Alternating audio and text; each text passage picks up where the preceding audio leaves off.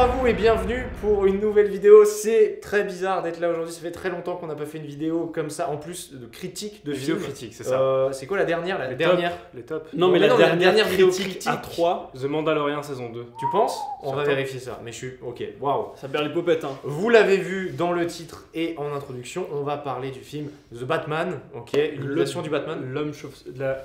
Je suis vengeance. Voilà, parfait, parfait. Voilà, on va parler de cet énorme film qu'on attendait, que vous attendiez, que tout le monde attendait. Et sans plus tarder, abonnez-vous. Voilà, je le balance direct comme ça c'est fait. On s'abonne, parce que mine de rien, on arrive bientôt aux 10 000 abonnés. Je dis ça, mais encore un peu long. On est très loin. Mais en vrai, n'hésitez pas à vous abonner. Ok, The Batman, les amis, allez-y.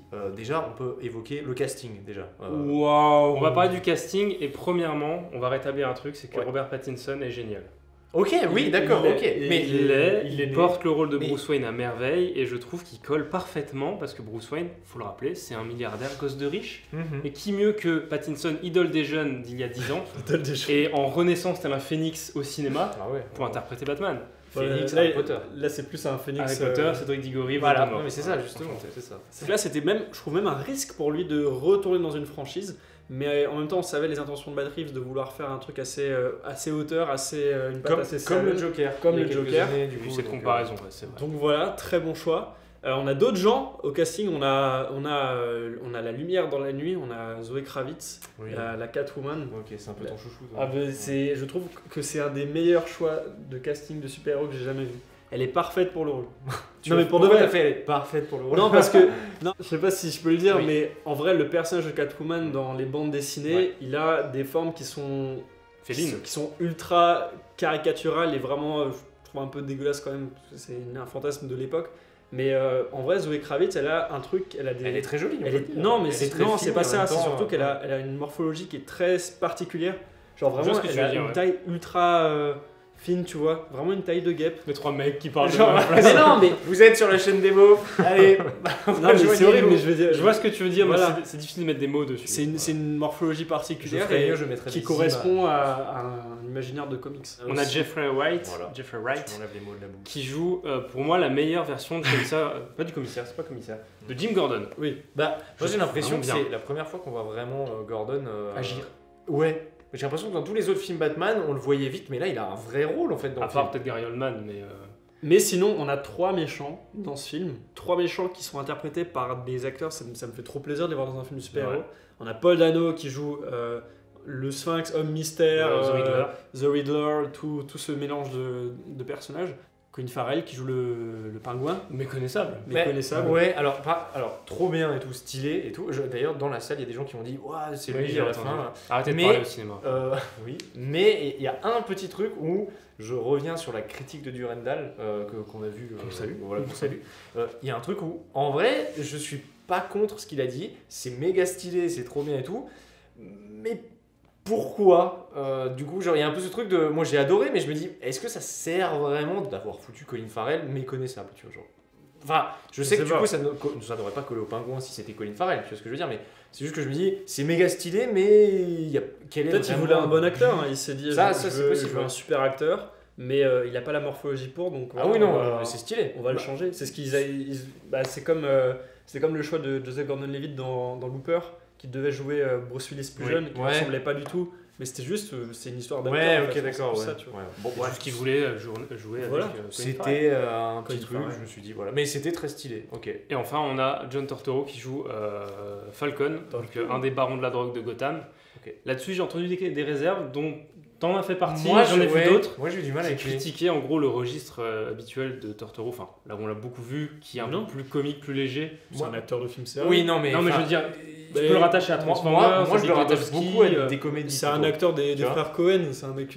Moi ça m'a pas dérangé, c'est une critique que j'ai beaucoup vue. Thomas, tu l'as dit toi aussi. Moi, Donc, voilà, je pense après, qu'on moi, peut en j'ai parler, pas vu tu tous vois. ces films, mais c'est vrai que malheureusement, son visage, moi, il m'inspire plus la comédie qu'autre chose, de ce que moi j'ai vu dans ma C'est pour cinématographie. cette scène en Transformers. Ouais, voilà. Et le seul truc, c'est que je l'aime beaucoup. J'ai juste du mal à le prendre au sérieux. C'est juste mon truc. Moi, quand je le vois, j'ai envie plus de rigoler. Après, je pense qu'il y a beaucoup de la VF. Moi, c'est sa VF qui C'est me ce que fait j'ai rire. pensé aussi. En fait, c'est pas. Je suis sûr que lui en VO, Peut-être je la pense- VO ça passe. mais sa VF me fait rire en fait. Voilà. Il a voulu faire son Ciao Pantin. Ouais. Et puis on a aussi, on a oublié de le mettre dans notre liste, mais on a aussi Andy Serkis qui joue Alfred. Ah bah oui. Parce qu'Alfred reste quand même un personnage important, il est assez central dans le Très bon Alfred. Enfin, il est assez important dans le film. Ouais. Et retour d'Andy Serkis sous Matt Reeves. C'est cool. Il avait joué dans le Planète des jouait, Singes. ouais, César. Ouais. Est-ce qu'on peut enchaîner, parce que bon, le casting s'est validé de ce que je comprends, c'était très très cool, avec l'aspect, je pense, moi c'est ce que j'ai préféré, c'est la réalisation de ce film. Parlons technique, parlons qu'est-ce qu'ils ont fait, voilà. Mais la réal de ce film est, personnellement, moi je trouve incroyable, elle est magnifique. Est-ce que vous avez des choses On peut dire aux petits oignons. Aux petits oignons, on peut dire. On peut dire. Non, franchement, pour moi, c'est du niveau de ce qu'il y avait donc, dans le Joker, de ce que j'avais bien aimé, c'était une identité graphique qui est différente et qui fait du bien, je trouve. Pas comme, c'est con, mais pas comme ce qu'on a avec Marvel, que j'aime beaucoup, mais où tout est calibré pour que ça soit pareil. Je trouve que là, on a enfin un film où on a une identité, tu dis des parties pris esthétiques. Exactement, et c'est trop bien. Moi, je trouve déjà pour commencer, pardon, je te coupe. Ouais, tu l'as coupé, c'est pas grave. Je trouve qu'ils ont été assez forts dans la représentation de Gotham. C'est assez fidèle à la version comics. Gotham, c'est une ville qui est sale, qui est rongée par le crime, par les flics ripoux et tout ce qui va avec. Et je trouve que contrairement à la trilogie de Nolan, pour tout ce qu'elle a très bien, la version de Gotham de Nolan était très propre, très lisse, très... Enfin, Gotham, c'est un personnage à part entière dans ce film-là, ce qui n'était pas le cas dans les autres films, à part peut-être ceux de Burton. Petit détail intéressant sur Gotham, Bruce Wayne ne vit pas dans le manoir Wayne, il vit dans un flat, dans un espèce de penthouse. En haut d'un immense. Je trouve que c'est un point intéressant et qui est même réaliste parce qu'aujourd'hui les milliardaires, ils vivent pas dans des grandes maisons, ils vivent dans des grands gratte-ciel à New York et tout. Pour rester sur la réal, moi je parlais du côté sombre et tout, c'est très bien servi grâce à la direction de la photo. Avec Fraser. Ouais, voilà, il a fait un travail incroyable. Vous l'avez vu à l'œuvre sur Dune, sur Rogue One, sur plein d'autres films que j'ai pas en tête, que Maxime va citer tout de suite. Je les ai pas. Tu les as dit avant. Tu les as dit. Non, c'était Giacchino. Bon, c'est pas grave. Mais en tout cas, en parlant de ce Greg là, je trouve, alors je sais pas si mais effectivement il gère bien tout ce qui est plan très sombre. Ouais. Et je pense par exemple Rogue One, on a le plan où on a Dark Vador dans le noir, tu sais, il y a le sabre laser qui pop. Là, je trouve qu'on a par exemple un peu le même plan quand t'as Batman dans un couloir qui tire juste avec. Tu sens que c'est le même mec. En fait, exactement, tu sens que c'est le même truc, tu vois. Et du coup, moi j'adore ce genre de plan. Efficace. Et je me rappelle même qu'au ciné, j'avais entendu des trucs comme ah putain c'est très stylé. Et ce plan où tu vois que les muzzle flash, il est. On a eu plusieurs. Il était dans le trailer en plus. Il était dans le trailer, mais il est dingue. Franchement, moi en tête j'ai ce plan là qui me reste. Et également le plan qui est aussi dans le trailer où tu sais il y a l'accident de voiture, il marche, la caméra est simplement à l'envers avec le feu en fond. Aïe aïe aïe, ça c'est très très beau, c'est très bien joué ça, j'achète. Je vous ai fait la réflexion en sortant de la salle, c'est rare qu'en sortant d'un film de super-héros tu te dis j'ai cru à absolument tous les décors, à tous les plans. Oui. On peut comparer avec Spider-Man parce que c'est un des derniers qui est sorti. Ah oui. Les fonds verts tu les vois dans quasi chaque scène. Oui. Là, pendant le film je me suis dit ils ont tourné en vrai. Mais il y a un set qui revient très très très souvent dans le film, c'est là où il y a le bas de signal. Et en fait on a une ville derrière. Et à aucun moment, tu sais que c'est... Mais moi, j'ai encore des doutes aujourd'hui sur est-ce qu'ils ont filmé en vrai, est-ce que c'est une vraie image du coup qui a été projetée en plus dans est-ce que ils ont fait la technique de The Mandalorian où ça a été un truc de LED, parce que ça c'est super beau, ça marche super bien. Je sais pas, c'est trop bien fait. La lumière, elle est trop bien faite. Le décor derrière, il est animé parce que tu vois les lumières s'allumer, les petits clignotis et tout ça, c'est super bien fait. Et je voulais juste revenir aussi sur la photographie. Il y a un truc de très particulier avec ce film, c'est que les personnages sont jamais filmés avec une lumière sur eux. Ils sont toujours filmés avec des fill lights ou avec des backlights. C'est toujours des lumières sur les côtés, sur les derrière et tout. On les voit jamais de la lumière en plein visage. C'est vrai. Genre, il y a des moments, il y a des discussions très importantes et tout. On voit pas les yeux, on voit pas les trucs, on voit juste un bout de la tête et tout. Cela dit, bon, je rebondis un peu sur ça, ce qui n'a rien à voir. Il y a un gros travail des gros plans. Sur les visages, sur les yeux, sur le masque de Batman de très proche. Et ses yeux sont ultra expressifs. Sa bouche, même, il arrive à... Enfin, je sais pas, il transmet des trucs juste en regardant, par exemple, le personnage de Catwoman ou ses ennemis quand il les interroge. Tu sens qu'il a deux doigts de craquer à chaque fois. Il est très émotif juste dans le visage, même avec le masque. Et ça, je trouvais ça super bien fait. On n'a pas parlé rapidement de la musique. Oui, vous avez évoqué la musique. Incroyable. Il y a un thème qui revient. Michael Giacchino, qui a aussi bossé avec Matt Reeves sur plein de films. Et qui là a fait une musique. En fait, c'est assez cool parce qu'elle te reste beaucoup en tête et elle marque parce qu'elle insiste sur différentes variations à différents moments dans le film. Elle revient plusieurs fois. Il y a deux thèmes principaux qui reviennent et ces deux thèmes qui sont dans le trailer. Du coup, c'est assez intéressant parce que tu les as entendus dans le trailer, ils t'ont beaucoup marqué. et ils reviennent dans le film. Et quand tu y reviens, tu fais des affiliations avec le trailer et tu te rappelles de scènes et tout, de moments et tout. Je trouve que c'est ultra intelligent en termes d'utilisation de musique et de montage. Oui, je sais pas. On va parler scénario, on va parler de l'histoire. Allez, carrément. Plus de votre aigus. Ouais, mais bon, on l'a tous pris. On l'a dit, du coup, c'est un Batman qui est vachement fidèle aux comics. Et il reprend un comics en particulier, aussi les jeux vidéo, c'est vrai. Pour ceux qui ont fait l'Arkham, hein, c'est le même Gotham. C'est la même chose. Même le fait, il pose des questions et tout. En fait, c'est tout bête, il enquête. Oui, c'est ça. Ouais. Et c'est ce qui manquait dans la sur les scènes de crime en mode.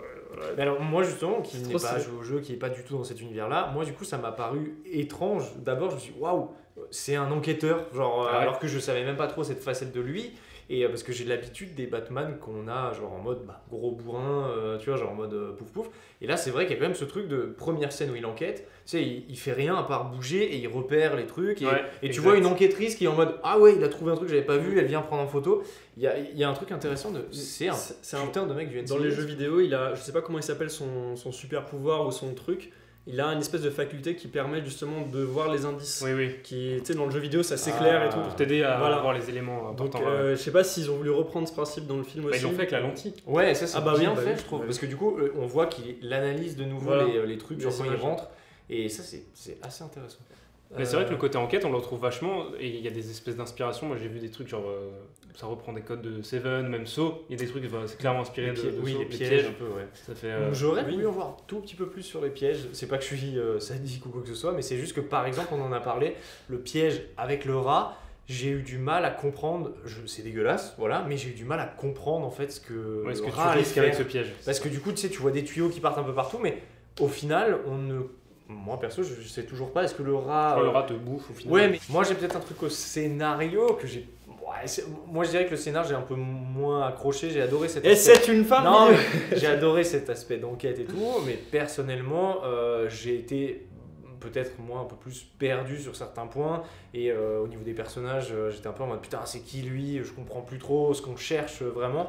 Arrivé à 2 heures et quelques de film, j'étais un peu en mode je ne sais plus trop où on va et ce qu'on veut vraiment chercher. Le film fait 3 heures. Voilà, donc tu vois, 2 tiers à peu près, mais c'était intéressant, mais peut-être qu'à la fin j'étais un peu en mode ok, pas tout ça pour ça, mais en mode... J'étais arrivé un peu sur ma fin en mode c'était cool, j'ai un petit sentiment de... T'attendais à autre chose, c'est pas aller là où t'espérais. J'ai du mal à m'exprimer là-dessus. J'ai envie de te dire, c'est les goûts et les couleurs, mais voilà, après, on n'est pas sur CNews ici, donc je vais pas m'emporter. Mais non, mais en vrai, c'est un truc qu'on avait fait la remarque avec Florian, c'est que c'est vraiment un film pour les fans de Batman, j'ai l'impression. Vraiment, si t'es fan de Batman, que tu regardes ce film, tu passes le meilleur moment de ta vie. Je trouve que c'est tout ce qu'on attendait d'un film de Batman. Oui, je n'étais pas du tout d'accord. En fait, non, mais c'est tout ce qu'on attendait d'un film de Batman au final. C'est vraiment c'est adapter des comics assez fidèlement. Les personnages sont charismatiques. L'enquête, c'est une enquête comme on a eu dans les comics, dans les jeux vidéo. On retrouvait vraiment cet environnement familier. C'est ça que j'ai aimé avec ce film principalement. The Batman, je trouve, il gère bien la peur qu'inspire Batman aux criminels. Avec le Bat-Signal, avec ces espèces de longs plans, c'est un peu la réelle, ces longs plans sur des zones sombres où on se dit il est là, il est pas là. Ouais, ça, c'est même nous, en tant que spectateur, on se dit il va sortir, non, ok, c'est chaud. Et en fait, il vient jamais. Il y a des endroits où il vient pas et juste c'est ultra bien fait. Et ça rejoint un petit peu aussi ce côté plus à fleur de peau, un Batman moins expérimenté, plus un peu en recherche de ce qu'il a envie d'inspirer chez les gens. Quand il fait du wingsuit là, il sait pas voler, enfin il vole pas bien, il aime pas le faire apparemment. Même tu sens que il est toujours à la limite de basculer. Enfin, il interroge les criminels, il les tabasse, mais à un moment donné, tu sens que Batman il pourrait franchir la ligne, quoi. Ouais. Ça c'était ultra bien fait. Et j'ai bien aimé aussi un des parallèles qu'ils font plusieurs fois dans le film avec l'orphelin. Il y a un personnage à un moment donné qui meurt et du coup ça laisse un enfant orphelin. Oui. Et juste avec des plans où Batman le regarde fixement, il comprend, il se voit parce qu'il a vécu la même situation. J'ai trouvé ça très bien fait. C'est vrai. Non, mais que dire de plus, pas grand chose à part aller voir le film, découvrez-le. Que vous soyez fan de Batman ou pas, c'est un très bon film. Il fait 3 heures, faut le savoir, peut-être que ça peut vous dégoûter. C'est vrai. Mais le film est très très bien, la mise en scène est quasiment irréprochable. Moi, je n'ai pas grand chose à redire dessus. Il y a une suite qui est en préparation, apparemment, mais ce sera plus Arkham Asylum. Ah, un spin-off. Ok. Je suis un spin-off sur le pingouin de Pharrell. Ah oui, Peut-être. Oui, parce Une qu'elle série, n'était pas énormément Si. exploitée. une série HBO Max. D'accord. En tout cas, n'hésitez pas à nous dire ce que vous avez pensé du film en commentaire. Voilà, ça fait plaisir d'être de retour sur YouTube. Dans l'idée de retour, quand je dis de retour, c'est on balance une vidéo, voilà. Dans l'idée, c'est qu'on va relancer quelques petites vidéos à droite à gauche et il y aura une petite annonce dans quelques temps. Voilà, on n'en dit pas plus, c'est une petite surprise, un petit truc. N'oubliez pas de vous abonner et nous on vous dit à bientôt pour de nouvelles aventures. Ciao. Ciao.